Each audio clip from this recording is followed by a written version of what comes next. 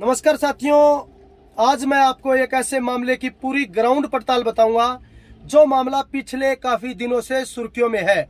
जी हां, मैं बात कर रहा हूं क्रेटा गाड़ी मांगने वाले उस बीएसएफ सब इंस्पेक्टर, जो कि ये मामला पूरे देश के अंदर इतना हाईलाइट हुआ कि शासन प्रशासन को भी तुरंत इस पर एक्शन लेना पड़ा और एफआईआर दर्ज करनी पड़ी।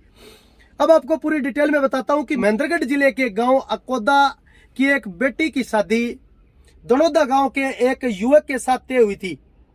शादी से पहले उन्होंने जब रिश्ता तय हुआ तो कोई किसी प्रकार की डिमांड नहीं की। बाद में जो लड़का था उनकी डिमांड बढ़ जाती है और एक 29 नवंबर को एक ऑडियो वायरल होती है जिसमें स्पष्ट तौर पे वो क्रेटा गाड़ी की मांग करता हुआ एवं अन्य प्रकार की विभिन्न प्रकार की मांग करता हुआ दिखाई पड़ता है।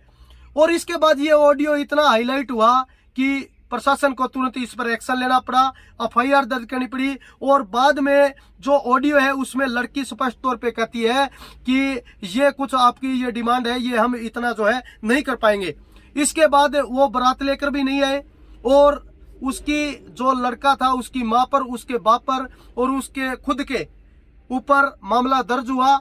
और ये जो मामला था, पुलिस ने मामला दर्ज करते हुए मैं कहूंगा कि 1 दिसंबर को उसके पिता को गिरफ्तार कर लिया और उसके अगले ही दिन 2 दिसंबर को उसकी माता और उस खुद जो क्रेटा गाड़ी की मांग कर रहा था उस सब इंस्पेक्टर को भी पुलिस ने गिरफ्तार कर लिया।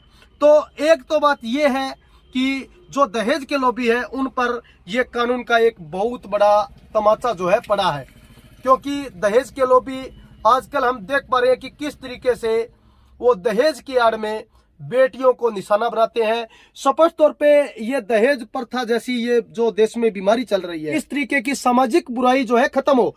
लेकिन हमारे समाज में ऐसे लोग हैं, ऐसे जो जिनको मैं लोभी लोग कहूंगा, ये लोग क्या है, दहेज की आड़ में समाज का जो ताना बाना है उस ताने बाने को भी खत्म कर रहे हैं। ऐसे लोगों का भी विरोध हो। तो साथियों, ये पूरा जो मामला था इसमें निश्चित तौर पे मैं कहूंगा कि उस बेटी जिन्होंने ये इतना बड़ा कदम उठाया है, वास्तव में पूरे देश को उन्होंने जागरूक करने का काम किया है। अगर हर बेटी ऐसा कदम उठाती है तो निश्चित तौर पे जो बेटी का पिता है उसके भी कंधे जो है मजबूत होंगे।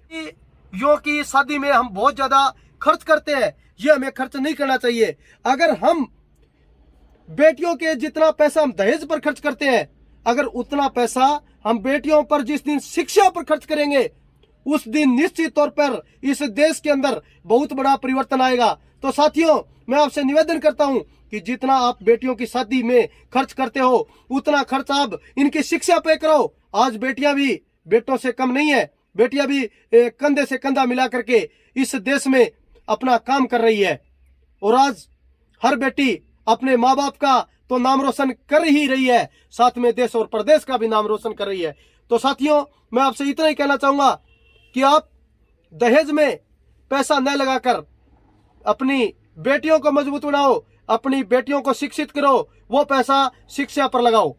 तो ये बात आप ज्यादा से ज्यादा शेयर जरूर कीजिए ताकि ये बात हर माँ बाप तक पहुंचे। नमस्कार। ग्राउंड नेटवर्क की खबरें जानने के लिए चैनल को सब्सक्राइब करें।